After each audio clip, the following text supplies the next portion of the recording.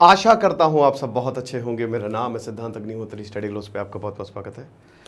मल्लिकार्जुन खड़गे, राहुल गांधी, डी शिव कुमार, सिद्धारमैया, इन सबको बहुत बहुत बधाई। क्यों बधाई? क्योंकि कांग्रेस जीत गई है कर्नाटक में, और कर्नाटक की जीत बहुत कुछ कहती है। एक्सपर्ट्स का मानना है जो कर्नाटक आज कर रहा है देश कल करेगा। तो क्या है कर्नाटक, क्यों जीती कांग्रेस, हम बात करेंगे इस लेक्चर में। बहुत अच्छे से बात करेंगे कौन कौन से राज्यों में कांग्रेस की सरकार है और क्या समीकरण बनते हुए दिखाई दे रहे हैं, वो सब हम देखेंगे। फिलहाल आप ये इलेक्शन रिजल्ट सबसे पहले तो देखिए 224 सीट है, मेजॉरिटी के लिए 113 चाहिए। ठीक है, इंडियन नेशनल कांग्रेस ने बखिया उधेड़ दी है, 133 सीटें इनको मिल गई हैं। मुझे ऐसा लग रहा था कि 120 तक जाएंगे, हालांकि मैं ये श्योर था कि मेजॉरिटी इनको मिलेगी, क्योंकि बीजेपी की कैंपेन इस बार वो एड़ी चोटी का जोर लगा दिया, बट लीडर्स थे ही नहीं। जेडीएस 22, बीजेपी का वोट शेयर, बीजेपी 65, इनका वोट शेयर 35 ही रहा है और इनका बढ़ के 45% हो गया। ठीक है, तो बीजेपी 65। अगर आप कर्नाटक की हिस्ट्री को देखें तो कर्नाटक में वैसे इंडियन नेशनल कांग्रेस की सरकार रही है, और कर्नाटक में एक सिंपैथेटिक वोट है। जैसे गुजरात में आप देखते हो कि बीजेपी को हराना बहुत मुश्किल है, ऐसे कर्नाटक में भी था। इनफैक्ट इमरजेंसी के बाद आप ये समझिए कि जहां कांग्रेस का सुपड़ा साफ हो गया था पूरे देश से, वहां पे भी कर्नाटक में इन्होंने जीत का झंडा गाड़ा था। ठीक है, तो वो आप समझिए कि यहां पे एक है। लेकिन 1991 में जब हिंसा हुई कांग्रेस ये कर्नाटक में, तब यहां पे राजीव गांधी ने उस समय तत्कालीन सरकार को बर्खास्त कर दिया।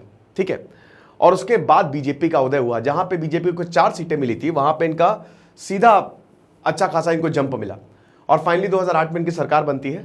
2018 में दोबारा कांग्रेस की सरकार बनी, लेकिन गठजोड़ सरकार थी जेडीएस कांग्रेस, एक साल में ही टूट गई। और उसके बाद फिर बीजेपी, तो आपको पता ही है कि भाई वो उनकी पॉलिटिकल मशीन इतनी खतरनाक है कि उन्होंने एमपी में हम ये देखते हैं कि मध्य प्रदेश में उन्होंने सरकार तोड़ ली, राजस्थान में भी लगभग तोड़ ही ली थी। तो आप ये समझते हो वो जो ऑपरेशन लोटस इनका चलता है ना, ऑपरेशन कमल, ये बड़ा डेंजरस है। तो अब यहां तो बीजेपी अभी कह तो दिया है बीजेपी ने कि कर्नाटक में भी यही होगा, देखेंगे। लेकिन एक चीज पक्की है यहां पे दोस्तों कि बहुत तगड़ा झटका मिला है बीजेपी को। साउथ, मैंने क्या बोला था, मैंने आपको पहले ही बोला था कि साउथ में, दक्षिण राज्यों में बीजेपी की सरकार खाली कर्नाटक में थी, और वहां पे हिंदुत्व का मुद्दा चलेगा ही नहीं, वहां पे डेवलपमेंट का मुद्दा चलेगा, सिंपल। ठीक है, कर्नाटक की जो पॉलिटिक्स है वो कास्ट डोमिनेटेड पॉलिटिक्स है, रीजनलिज्म बहुत तगड़ा है।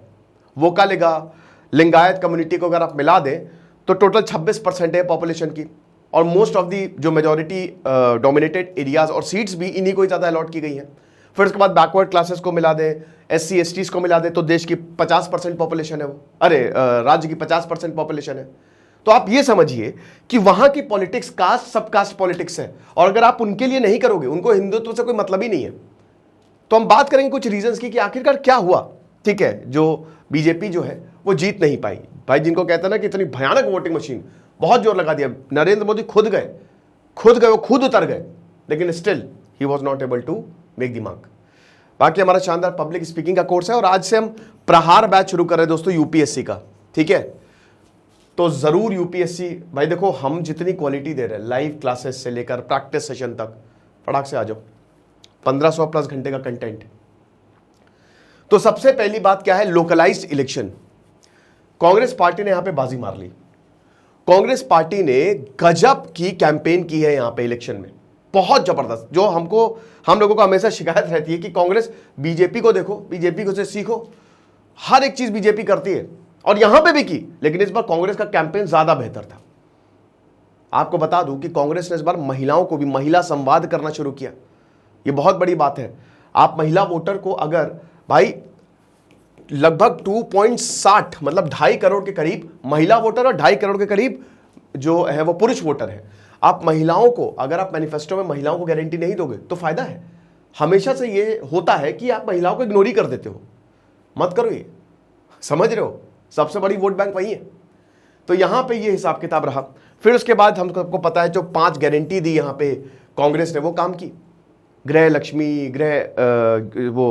आपकी युवा निधि हो गई, और गृह अन्नपूर्णा स्कीम हो गई। तो ये जितनी भी स्कीम थी कि आपको हम 20 किलो फ्री राशन देंगे, 200 यूनिट तक बिजली जो है वो फ्री मिलेगी, महिलाओं को ट्रांसपोर्ट में फ्री ट्रैवल वो कर सकते हैं, 3000 तक बेरोजगारी भत्ता मिलेगा, ये जो 5 गारंटी दी गई ना, ये कमाल किया है यहां पे, ठीक है, ये बहुत बढ़िया काम किया है यहां पे।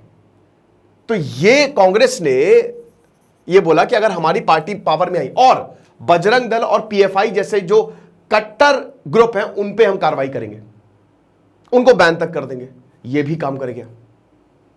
तो अगर आप देखो जो लोकलाइज्ड कैंपेन इनकी रही है वो कमाल की रही है।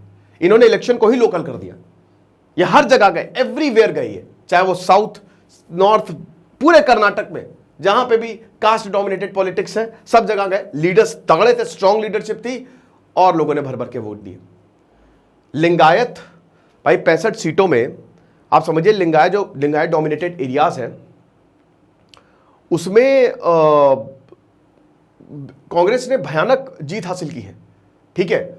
बीजेपी का 2018 में यही 65 सीटों में खाली 20 मिली थी कांग्रेस को, और अभी दुगना हो गया है इनका जो सीट शेयर है, और वोट शेयर भी बीजेपी का घटा, ये कोई अच्छी बात नहीं है, क्योंकि बहुत तरीके से यहां पे जो बीजेपी है वो लिंगायत कम्युनिटी पे डिपेंडेंट थी कि हमारा वोट शेयर कहीं नहीं जा रहा है, लेकिन इस बार लिंगायत कम्युनिटी जो है शिफ्ट हो गई कांग्रेस की तरफ। लिंगायत छोड़िए आप, लिंगायत, वोकालिगा, 2 सबसे बड़ी कम्युनिटी बैंगलोर की, ठीक है, उसके बाद एसटी, ओबीसीज, मुस्लिम, हर जगह कांग्रेस ने लीड मारी है, ये हिसाब किताब है, ठीक है। तो ये जो प्राइस राइस और बाकी जितने भी जो बेरोजगारी का भी मुद्दा था, प्राइस राइस बढ़ते जा रहे हैं, हिजाब वाला तो भाई बीजेपी ने उसके बाद यूज ही नहीं किया। ये सारे मुद्दों ने कहीं ना कहीं कांग्रेस की हेल्प की और बीजेपी के लिए बैकफायर कर गई। और उसके बाद फिर ये वाला जो मुद्दा अच्छा कांग्रेस ने इसको बहुत बढ़िया घुमाया, इसको बहुत तगड़े तरीके से भुना लिया, ठीक है ना। ये वाला जो कर्नाटक स्टेट कॉन्ट्रैक्टर एसोसिएशन था ना, 40% सरकारा का ये जो स्लोगन कांग्रेस ने दिया, ये ले डूबी बीजेपी के ऊपर ये आरोप था ना कि भाई यहाँ पे एक लीडर ने ये आरोप लगाया था कि 40% कमीशन हमको देनी पड़ती है कोई भी प्रोजेक्ट अगर हम पास करवाते हैं, और उसके बाद उसने आत्महत्या कर ली थी। तो ये इतने बढ़िया तरीके से कांग्रेस ने भुनाया कि बीजेपी संभल ही नहीं पाई, 40% सरकारा वाला, ठीक है, और ये लोगों तक पहुंचाने में कामयाब होगी, ये चीज़ है। उसके बाद अगर हम बात करते हैं तो इन्होंने social engineering, impactful social engineering, जैसा कि हमने बताया कि यहाँ पे मुस्लिम पॉपुलेशन, एससी पॉपुलेशन, अब देखिए 46% से 60% इनका जो वोट शेयर है, ठीक है, अमंग एससी ग्रुप्स वो इंक्रीज हुआ है, ठीक है। 88% मुस्लिम्स ने यहाँ पे कांग्रेस को बैक किया है। मैंने क्या बताया, जितनी भी कम्युनिटीज हैं जो जहां पे डोमिनेटेड कम्युनिटीज है, रीजनल पॉलिटिक्स हावी रहती है, लेकिन डोमिनेटेड कम्युनिटीज ने यहां पे कांग्रेस का साथ दिया है ना। और कांग्रेस ने डेवलपमेंट का वादा किया, रोजगारी का वादा, वो मिलता है नहीं मिलता है तो बात की बात है, ये चीज है। फिर उसके बाद आप ये देखते हैं लोकल लीडरशिप, हर जगह इन्होंने लोकल लीडरशिप खड़े किए। देखिए ऐसा नहीं है, कांग्रेस में भी बहुत दिक्कतें हैं भाई, अभी कौन बनेगा यही नहीं पता, अभी सीएम की पद की उम्मीदवारी किसके पास है नहीं पता। कांग्रेस इसीलिए बीजेपी कह रही है कि हम तोड़ ले जाएंगे ऑपरेशन कमल में, जैसा हमने एमपी में किया था। ज्योतिरादित्य सिंधिया अपने एमपीज के साथ, अपने एमएलए के साथ वापस चले गए थे, बीजेपी में आ गए थे। तो यहां पे कांग्रेस को सतर्क रहना पड़ेगा। तो यह जो कांग्रेस की बिगेस्ट स्ट्रेंथ थी वो स्ट्रांग लोकल लीडरशिप पे रही, ठीक है। इसमें जो सिद्धारमैया के रिवाइवल, अहिंदा जो कि दलित्स के लिए था, माइनॉरिटीज के लिए था, डी के शिव कुमार ने तो कमाली कर दिया भैया, ठीक है। 1.5 लाख वोटों से जीत हासिल की है। अब यही तो दिक्कत है, सिद्धारमैया बनेंगे कि डी के शिव कुमार बनेंगे, यही तो पार्टी में डिफरेंस है दो लोगों के बीच में। हालांकि सिद्धारमैया क्योंकि बहुत सीनियर है, मुझे ऐसा लगता है कि उन्हीं को ही सीएम पद उन्हीं को ही मिलेगा, ठीक है, और किसी को नहीं।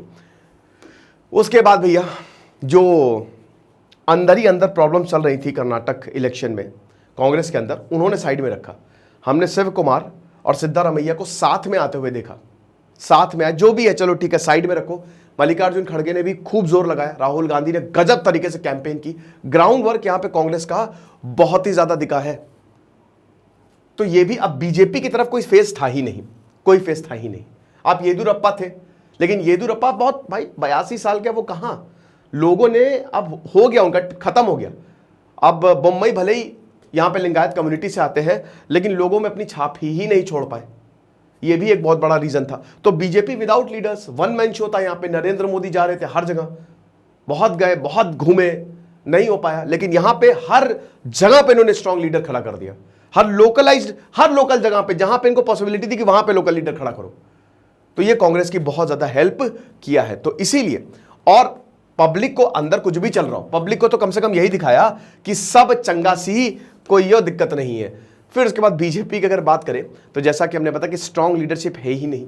सीएम पोस्ट बोम्मई, जो अभी प्रेजेंटली सीएम है बासवराज बोम्मई, उनको कोई इतना खास पसंद करा नहीं, और यहां पे ही बीजेपी ने बहुत बड़ी गलती कर दी। लिंगायत रिजर्वेशन, अब जैसे ये 40% सरकारा वाला स्लोगन, फिर उसके बाद मुस्लिम का 4% हटाना, मुस्लिम रिजर्वेशन का 4% हटा दिया था और बाकी 2% यहाँ पे लिंगायत और वोका लिंगा को दे दिया था। तो ये भी बहुत अच्छा नहीं था। तो मुस्लिम्स का तो वोट जाना ही था, तभी तो 88% मुस्लिम जो है, लगभग सारे मुस्लिम्स कांग्रेस के साथ हो गए थे। ये चीज है। तो वही है, हिसाब किताब रहा। यहां पे बजरंग दल, पीएफआई, इन सबको बोला कि हम बैन कर देंगे कांग्रेस ने। ये बहुत स्ट्रांग रीजंस थे कि कर्नाटक में, लेकिन इसमें मेन डेवलपमेंट का मुद्दा था, मेन सबसे बड़ा, कि कांग्रेस ने जो वहां पे रियल मुद्दे हैं उनको उठा दिया, और गजब का ग्राउंड वर्क था, और लीडरशिप, ये तीन चीजों ने कांग्रेस ने बाजी मार ली। अब अभी इलेक्शन कहां कहां होने वाले हैं, अभी इसी महीने, ये नवंबर तक राजस्थान में इलेक्शन है। पिछली बार 2018 में इलेक्शन हुई तो राजस्थान में किसकी सरकार है, राजस्थान में कांग्रेस की सरकार है। छत्तीसगढ़ में इलेक्शन होने वाले हैं। फिर उसके बाद लोकसभा इलेक्शन से पहले आपके सिक्किम में इलेक्शन होने वाले हैं, मिजोरम में इलेक्शन होने वाले हैं, आंध्र, अरुणाचल प्रदेश, इन सब जगह इलेक्शन होने वाले हैं। साउथ में बीजेपी की सरकार ही नहीं है, एक जगह थी कर्नाटक में, वो भी चली गई। तमिलनाडु में स्टालिन है जो एथीस्ट बोलते हैं अपने आप को, वहां पर बीजेपी कुछ नहीं कर पा रही है। केरल में कम्युनिस्ट है, आंध्र और तेलंगाना में भी कांग्रेस तो नहीं है, लेकिन वही वाईएसआर कांग्रेस, तो एक तरीके से कर्नाटक में कांग्रेस आ गई है। तो साउथ में तो बीजेपी है ही नहीं। तो ये अगले लोकसभा इलेक्शन उनको पता है, बीजेपी को भी पता है, अगर हम लोग लोकसभा इलेक्शन जीतना है तो साउथ को जीतना बहुत ज़्यादा जरूरी है। इसीलिए आपने देखा होगा कि बीजेपी की कैंपेन अभी बहुत साउथ ओरिएंटेड हो गई है। वो केरल जा रहे हैं, नए नए प्रोजेक्ट्स लॉन्च कर रहे हैं नरेंद्र मोदी, साथ ही साथ कर्नाटक हो गया, तमिलनाडु हो गया, ये हिसाब किताब है। लेकिन फिलहाल भाई देखो, जो जीता है, अभी बीजेपी ने भी सुपड़ा साफ किया था, जितने भी राज्यों में इलेक्शन हुए थे कांग्रेस जीत नहीं पाई थी, तो वहां पे बीजेपी जीती और यहां कांग्रेस जीती। तो भाई सिंपल सी बात है, जो जीता है उसको बधाई देनी चाहिए।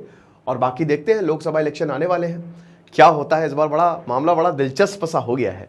चलो ठीक है, अच्छी बात है। आपको क्या लगता है आप मुझे जरूर बताना। बाकी हमारा शानदार पब्लिक स्पीकिंग कोर्स मात्र 300 रुपए का, आप इसको जरूर अवेल करें। दिस इज सिद्धांत अग्निहोत्री साइनिंग ऑफ।